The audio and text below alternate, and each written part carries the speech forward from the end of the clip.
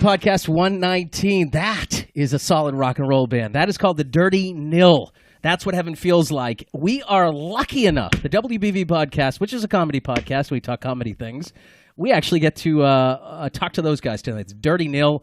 They won a Juno Award in 2017 in Canada, and they're a fucking solid rock and roll band. So hopefully these guys will be on the line here soon. I know Tony, the baby pony, is driving in. He should be here any minute, but hopefully we can get on the line with Luke Ross and Kyle from the Dirty Nil. If you like rock and roll, man, this is going to be a solid one. Hopefully the phone rings here any sec. Hey, fellas. How you guys doing? We're very well, thank you. Excellent. So thank you for joining the WBV podcast, and let me get started here. So the Dirty Nil, of course, is a band out of Canada, and honestly, it's amazing how it works. You've got Luke, who's on vocals, Ross, who's on bass, and Kyle, who's on drums. But I found these guys, Tony, on iTunes, the iTunes Music. I've heard of that. Now, these guys would know. They're younger, so you guys are in your 20s, right? Yeah. All right, so I remember going, all right, I got my album. So I've got my Kiss album on the wall there, Kiss Dynasty. I know it's actually kind of a cool looking one. And then you went to cassettes, 8 tracks, cassettes, CDs, and now we're at the point where everything's digital. So I'm like, fuck this. I'm going to get the 3-month membership. This is the band that I found that I went, well, I could just rip through their whole album. So it was, instead of just hearing mini clips, you guys blew me away. That fucking album is unbelievable. So the album, of course, is Master Volume. These guys are out of Canada. I've been doing all the talking. Sorry, Tony. You should yell at me for screaming too much. Nah, it's not worth it. I've tried. So how's the tour going? Tell us about the Dirty Nil, where you guys came from. Just kind of give us a basic start of a little bit of the history there. Well, we started basically playing in 2006, and we started actually as a 2-piece, Kyle and I. This is Luke talking, by the way. And basically the origin of the band coincided with my purchase of a big muff distortion pedal, and the fact that nobody else would have us in their bands because we were so terrible at our instruments, so we decided to form our own band. The other thing too is that Luke, did you say big muff? Did you say big muff? The big muff, indeed. That's pretty nice. Even though we had very vague and non-focused ambitions, we had ambition that certainly superseded the likes of which the rest of our peers had. So we didn't really have any tangible goals, but we knew that we wanted to really make a go of rock and roll.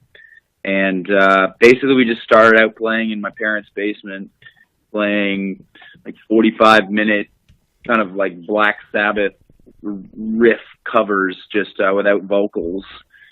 And I guess we played our first real show in January of 2017.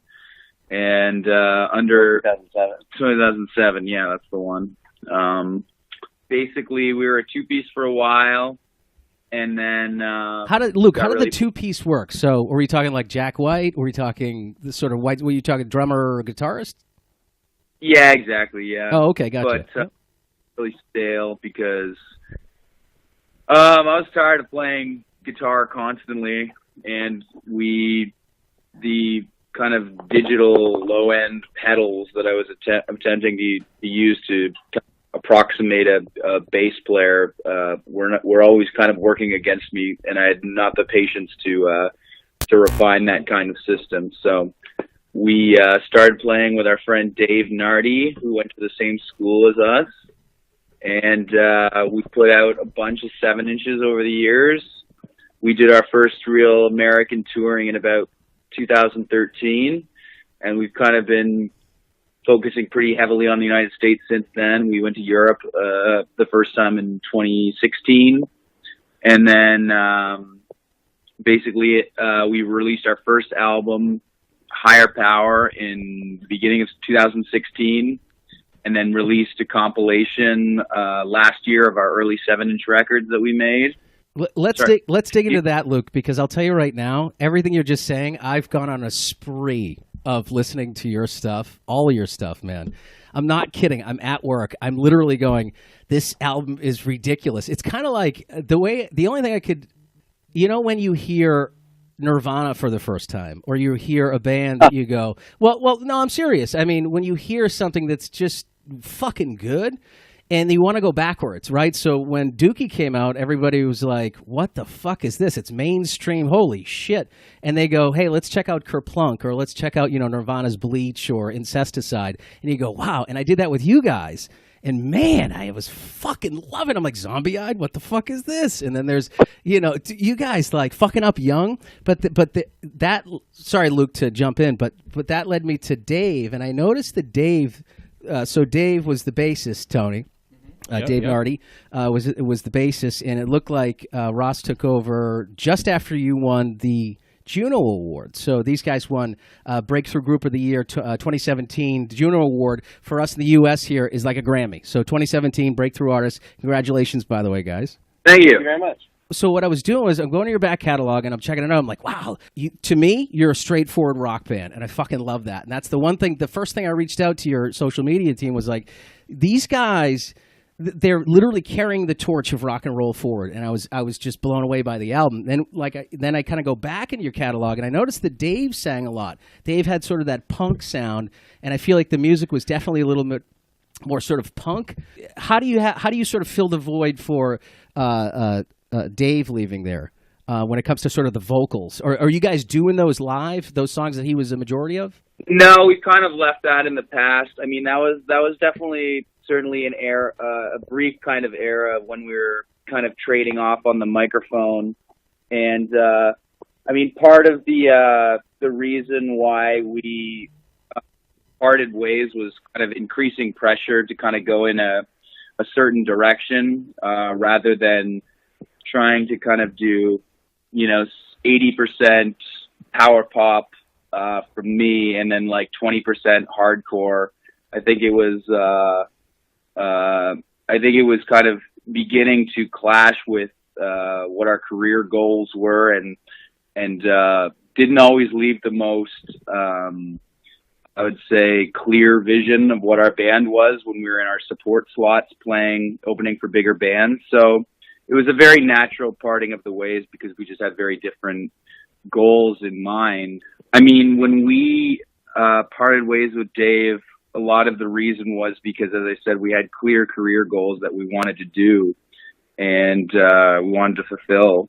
It was certainly, as I said, a very natural progression for a band that wanted to continue touring as hard as we wanted to. And as I said, it was just more, it was mostly to do, I would say, with a stylistic disagreement. Right. And I think that, as I said, that was the number one bit of feedback that we would hear from our live shows, and not to say that really informed our decision in terms of how we wanted to move forward, but that was just another kind of pressure into doing things. I think that when it comes to this lifestyle, that if you're not 100% committed to what you're doing, then you shouldn't be in a touring rock band, because there's a lot of sacrifices that you have to make to do it. But if you like the music with it, then that's the only career path available to us. So at the time when we had a vacuum in the organization, we needed to fill it. We were actually living with Mr. Ross Miller. Yo, what's up? Like to add Ross. So a screamer as well, and anyone looking, if you Google Ross hardcore, you'll see a lot of hardcore from that. So the hardcore's still strong. Hardcore's still strong. When we had that as a vacuum kind of open up in our organization, Ross was living with us, and we spent a lot of time just talking with each other about the future. And Ross was very complimentary and encouraging in a time where we were kind of looking for our next direction. And basically we were auditioning bass players, and Ross came down one time when we were when we were auditioning a guy, and I just remember him sitting in the corner smiling the whole time. I just remember knowing exactly the look on his face was, I could do it better. Yeah. And basically, we had another audition, and the guy didn't show, and then Ross came down, and we finished Always High, that song on Master That's Volume. a great and then, song. Yep. then, it's one of those things where after one jam that if you can all bring it together as a band and as a team, then that's the thing. And our career goals and mindset towards touring and commitment to this lifestyle was equal. So Ross had just gotten out of, he was playing in a few bands and was certainly looking to, I think, be a part of the greatest rock and roll band of all time. So it was convenience. And basically from that day forward, we practiced every single day together. And then we made Master Volume, and the children rejoiced. Fuck yeah. And I'm one of the children. Are you guys now? Are your children? Are your fans called Millionaires? That's what I saw online. I saw Tony. I was like trying to confirm it. You know, when you go on social media, and I was, just going through these guys' stuff. They get the lifestyle. They're jet setting across the country. Big deal. They're going to go to Cambridge. Oh, by the way, the Dirty Nil. So we're in the Boston area, guys, and I know you've been through here a few times before, but they're going to be playing this Saturday night at the Middle East Upstairs. They're going to be playing with Dead Soft. That's the right? Dead Soft. Yep. This Saturday, which is the 24th. Check them out for sure. Here's the dilemma, guys. Though this Saturday, November 24th, Tony and I have our high school 25th reunion. What do I do? Do I go see you guys? Are any or do of I you guys fucking bail early? Are any of you guys under 25? Can you book us in for the reunion? That would be fucking awesome. Hey, no big deal, guys. We've compromised. Yeah, you guys show up. That works. Then Denny can get both things he wants to do. Rock That's and roll, perfect. and all my friends from high school. Yeah, that would be great. And then they hoist me up in a fucking chair or something like that. Of course. Yeah, Why wouldn't everybody? Danny, and the Dirty Nil's like, fucking yeah. We'd like to accommodate. Sorry, I was just going to add, kind of more in line with our origins with Ross, that Ross has played in basically, if you can name a genre, he's probably played in that.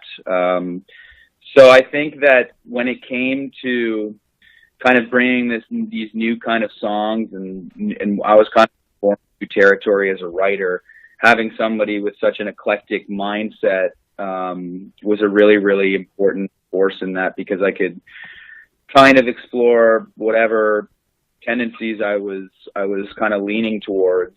And Ross's resume, of course, includes being a hardcore singer as well as a doom metal guitar player. So everything from kind of boom chicka boom country to hardcore had been under his belt. So it was a lot of fun just working on these songs and going into whatever territory we felt like.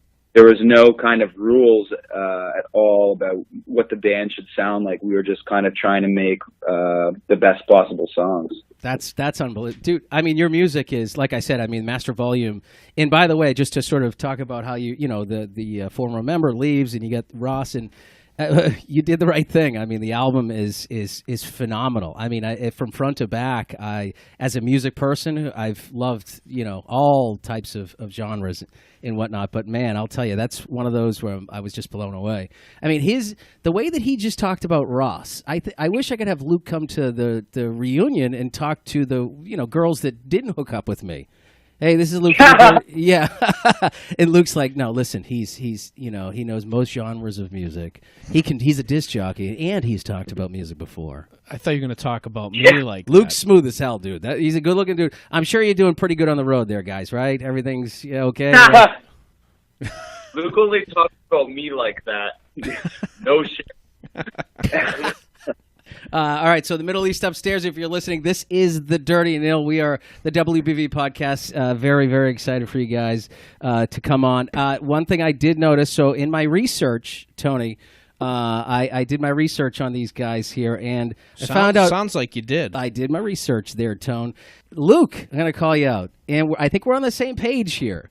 so they're a little bit younger, so they're in their 20s. But when I was on the radio, these bands like the new metal, Limp Bizkit, Korn, so on and so forth, they were coming up. So I Nickelback too, Luke. Are we on the same page here that was the beginning of your life? And do not be shy to say that Hot Dog and the Starfish there, fucking from Limp Bizkit, was your first album, somebody's first album, right? That was like my fourth album, bro. My first album. Wow. Prozac, www.nevergetoveryou. And then I went into Good Charlotte and Linkin Park after that. I think my first record that I listened to like a gajillion times, though, was probably Nickelback's Silver Side Up. Yeah. Oh, yeah. Wow. Leader of Men. Yeah. Canadian. And then that's right. Yeah. It's funny because like we went through like a long point in our lives, probably the last 10 years or so, writing off Nickelback as like shit. But I think part of our romance with Ross has been a celebration of all music, regardless of its critic score or lovability. So, I mean, we jammed to new metal just as much as we jammed to Minor Threat. Probably actually more. We probably listen to more Nelly and new metal and Shakira and Christina Aguilera in the van than almost anything. It's partially mean-spirited, but partially, I think that we just together, the three of us, when we united and started making these songs, that we had a little bit of an ethos of trying to troll the world as much as possible because we're so tired. Well, that sounds like a good time to me because that's great music. Everything. I mean, in the end, music's subjective. We all know that. I can show somebody, Master Volume, and they go, "Oh, that sucks," or I show somebody, "What the fuck? That's amazing. Where these guys come from?" And that's why I'm reaching out to you because it really, shook me to the core. I'm like, these guys are they got it. They fucking figured it out, man. I think that a lot of the energy that we have together is certainly, when it comes to genre, total fearlessness, because as far as I'm concerned, and I'm sure I can speak with everyone, the more people that we can piss off and elitists that we can anger, the better, because I think all of this, musical elitism is the most boring thing in the world, and I don't care how many obscure records you've heard that I haven't heard. I don't give a shit about that. I hate that conversation. I can't stand when somebody goes, "Dude, I fucking love the Misfits from fucking day one, bro, and Fugazi." Get the fuck out of here. Everybody learns stuff, dude. I even didn't find Metallica until years later. Yeah, you didn't? What a loser. Our favorite. That's blasphemy. Don't let being cool get in the way of a good time. Yeah, right? Seriously. Now, how about this one, guys?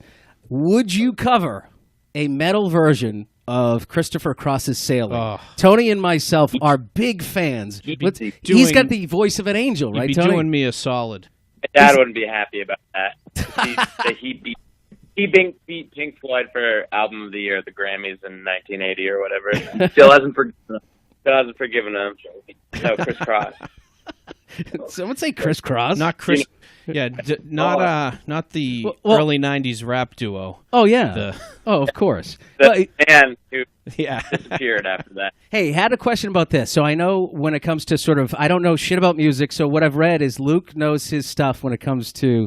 He's a gear nerd. Is the I have a drum set out in my garage, and I tinker with it, and I'm sure I'm no good at not like Kyle there, but it's funny. I wish I knew shit, and it's funny listening to Luke on the podcast, or different shows talking about the different types of gear and this and that. When us as laymen, when we kick back and we listen to that full album, I go, that's awesome, but you don't think about all the stuff that it takes to fucking get there. All the rehearsal you guys done. I mean, over and over and over. I think that's the thing when you're a music listener, you go, oh, that was a great Dokken record, or that was a great this or that. But what actually it takes to get there, where some folks will say, that album took us, 2 years. It was like a fucking Dark Side of the Moon, Pink Floyd. But you guys could say, hey man, we just slammed this record out in fucking 3 weeks. How's that process for you guys? I mean, do you ever have a song and you go, is it done? Should I add more to it? Well, when we finish songs, we all know when it's done. And I mean, we spent the lion's share of the effort around this album, certainly on arrangement. Like, it's one thing to bring a song to the end, but it's another thing to make it actually work as a full composition with guitars and vocals and drums, to make it all really come together. And that's what we spent a lot of time tinkering with. I mean, we a few of the songs were pretty much fully done on my end, in terms of I didn't change anything or really anything after we had a composition around it, but it took a long time to really make the song work with all the ingredients around the kind of basic core of a song. And so I'm always kind of writing little bits of things, and I'll show them to the dudes and just be like, okay, well, how can we make this work? And so a lot of the things just take a lot of time, but it's definitely not a kind of thing that we're in any way second guessing. Once it clicks, there's no real second opinion. We all agree when a song is done, and we're very, very mindful of arrangements and making tight arrangements, and we don't want there to be 1 second of boring material on any album that we make, because I mean, there's enough fucking filler out there in the world already. So yeah, and gonna I'll tell you right now, there's a couple things I want to call out. Just being like a music fan, just such a big fan of music, and that's the thing about music, is it touches. Fanboy. Fuck it. Yeah, I honestly, guys, listen to this. Recently, I'm a huge fanboy of, the name of this podcast is Welcome Back Voorhees. So I'm a big fan of comedy, which is Welcome Back Kotter.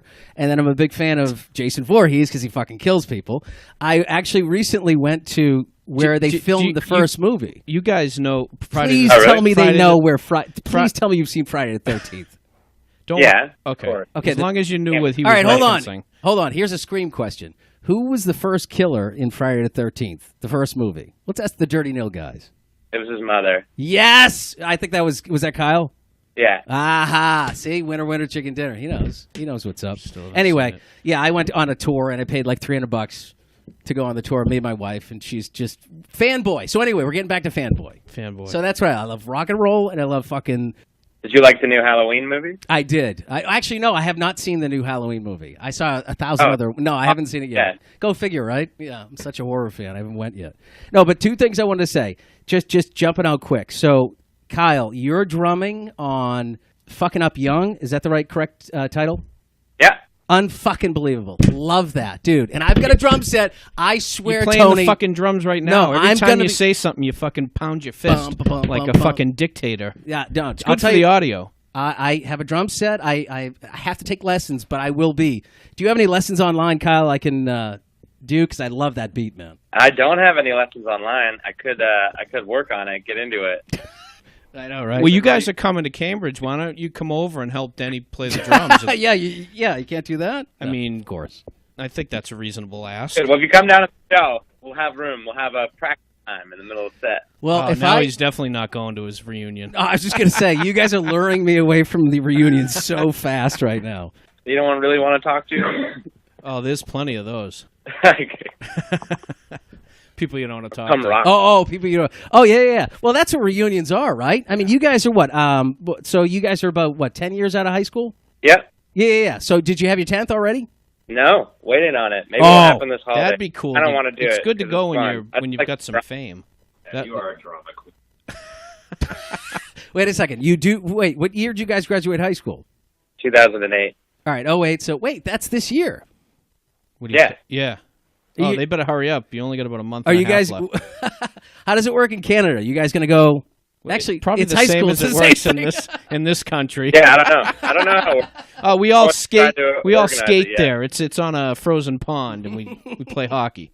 Sorry, No, I meant to say these guys are on tour. Is what I'm saying. Yeah. Well, that's a good reason to miss it. But how cool must it be? Just be like, hey, not a big deal. We were just in an awesome band.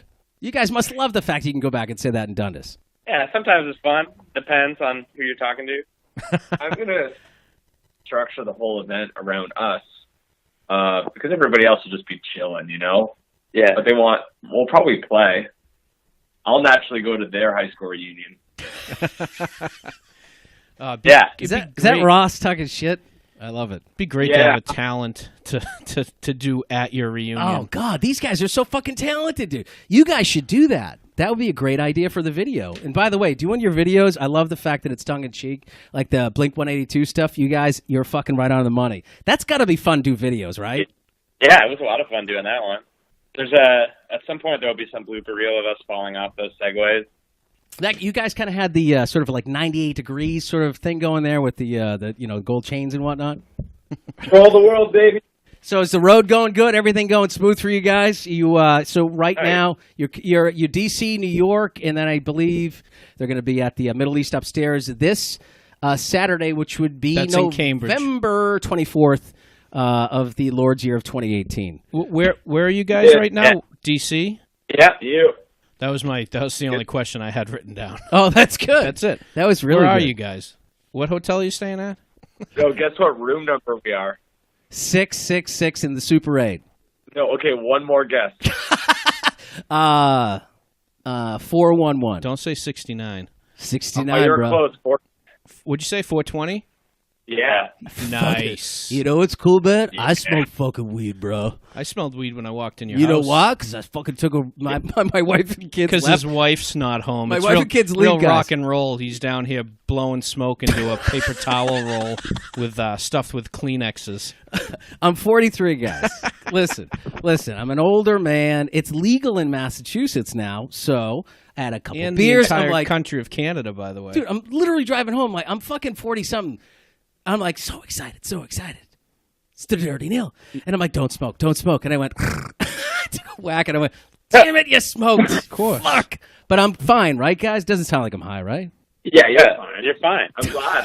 I would be sad if It is legal now in all of Canada, right? Is it? I think last month they legalized it federally. Yeah, a month ago, pretty much exactly. Has there been a lot of deaths and overdoses? I know, right? Oh, We yeah, hear- it's such a hardcore drug.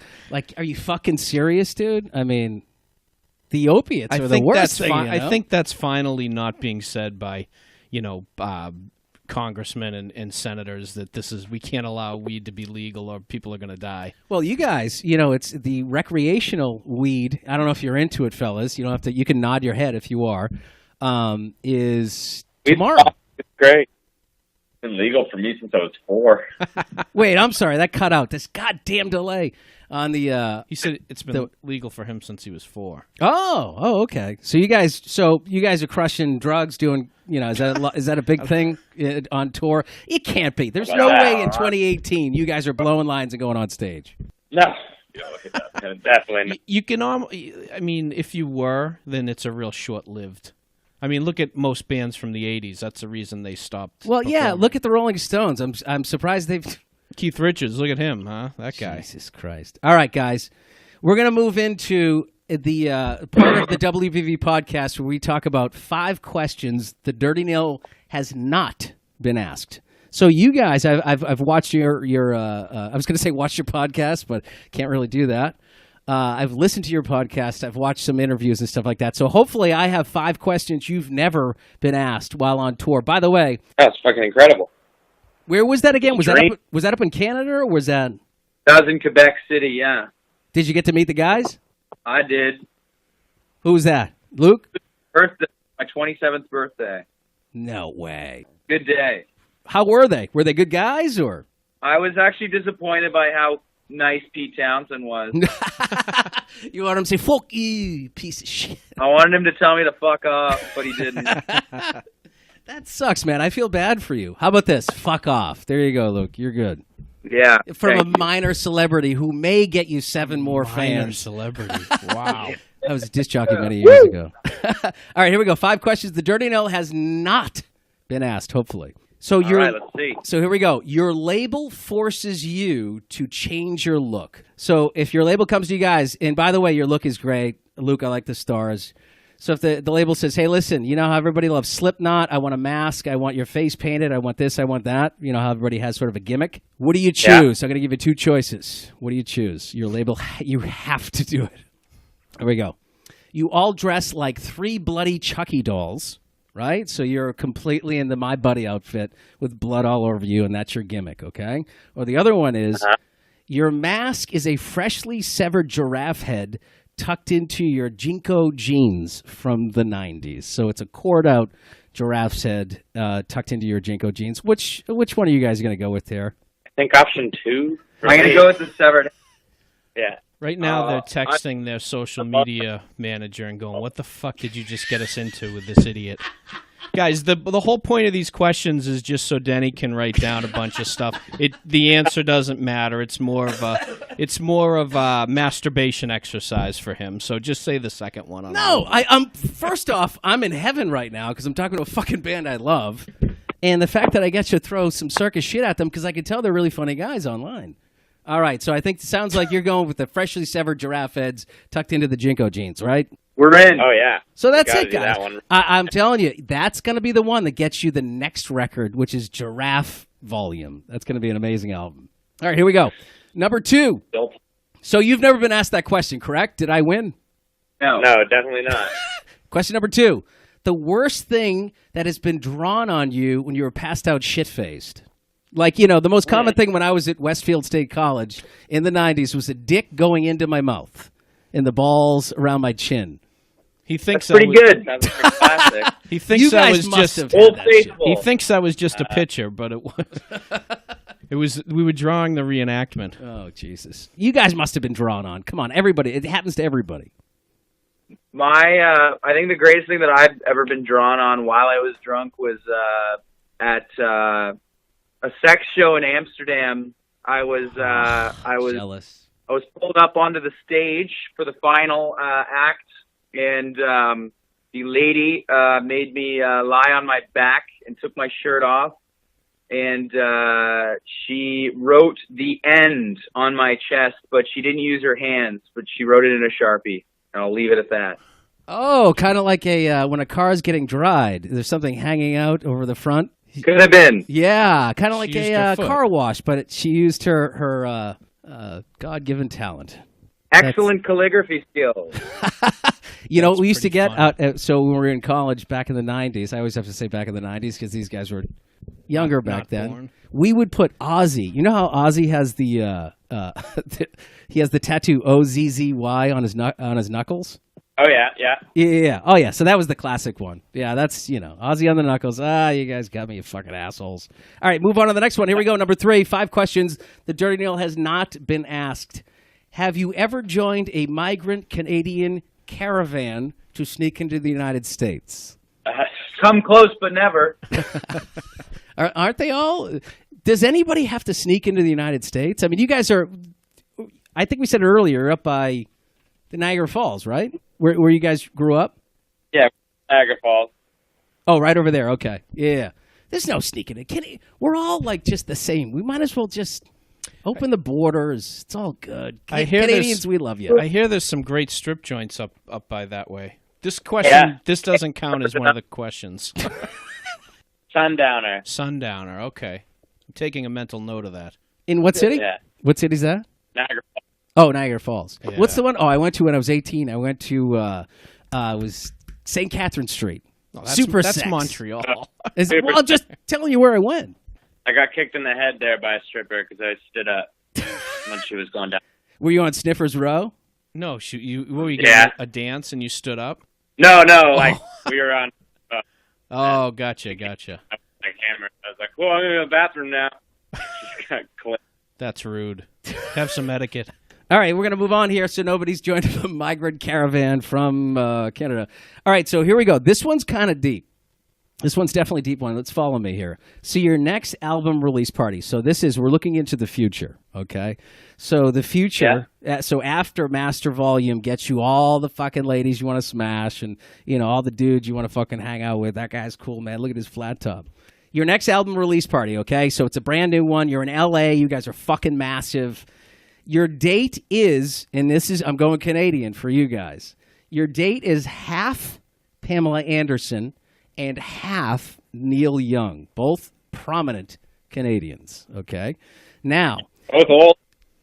What do you say, old? Yeah. Yeah, No, that's true. Great. They're both great. Oh, yeah. Well, here's the thing, though. So what it's going to be is called a half and half human. So you can choose to have Neil Young on top, and the other half is Pamela Anderson's awesome ass and body. So it's a half and half thing. God, that's fucking disturbing. Or you flip it. You've got Pamela Anderson you're taking to the opening of the new record on top, and then you've got Old Man Balls and stuff underneath. So who are you guys taking to the premiere? It's actually easy. I'd like to cut them right down the middle and take half of each of them, please. Now, I've never had that answer. I've only asked that to a comedian and a couple other people, but cut them in half and have both, and he could sew them up. I love it. The correct answer is to go with Neil Young's balls and the lower half and just wear a dress. Oh yeah, no, just ask him to wear, shave his legs. And and you're all set. Oh yeah. Well, I mean, he's got his balls and dick, but you titty fuck under the Pamela dress. Anderson. It's pretty straightforward. Well, you right? didn't say anything about sex. You just said taken to a premiere. To a premiere. All right, guys. I have one more, and I feel like we're just wasting your time. No, I'm kidding. This These is guys important. This is important work. These guys are the shit. I'm so happy they're on the line with me. One more question. This one here, I believe that the Dirty Nil has not been asked. Last one is: have you or any bandmates ever shit your pants or puked during a show? I've puked a few times, but never. I never dutied in my pants. I almost blew chunks on that. That was good. Any never. No shit. Any of you guys? Yeah, I literally shit every show. Every show. I go to open my mouth for my big old scream, and it's like poop. I always just picture that. I'm like, because they're on stage just doing their thing, Well, if you had a stomach virus or something, I think that would be I can acceptable. only imagine. All right, guys, thank you so much for joining the WBV podcast. Hopefully we didn't fucking dement you there. Get your tickets now. Saturday night's show at the Middle East upstairs with Dead Soft. That is November 24th. And then, of course, these guys are going back home to Canada, then off to Germany. You check them out at thedyrtynil.com. Follow them, of course, on social media. Thank you guys so much. Oh, and by the way, I reached out to my program director, who I'm still friends with, and hopefully we can get you guys played on the radio. I was going to ask you, how's the radio play in the U.S. before I let you guys go? It's actually going pretty goddamn well, to be honest with you. Awesome. We've got a number of stations playing us, but we can always use more friends to spread the word. Well, that's what I mean, Luke. And guys, I'll tell you right now, man. I'm a huge fan, and honestly, I'm just a fucking dad with a podcast, but I really believe in you. I think you guys are going to do fucking awesome, and I'm very proud to, see you guys kick ass. I will do what I can. I mean, I still know her. I talked about you guys to the program director at WAF in Boston, which is a rock and roll station, and you guys deserve to fucking be on there, and I'll continue to make sure that... He's throwing his weight around for you. I know. I'm a Well, tough thank guy. you. Doing a huge... All right, guys. Thank you so much for joining the WBV podcast. Thank you. Thank you. Have a good one. Thanks, guys. All right. Yeah. Bye-bye.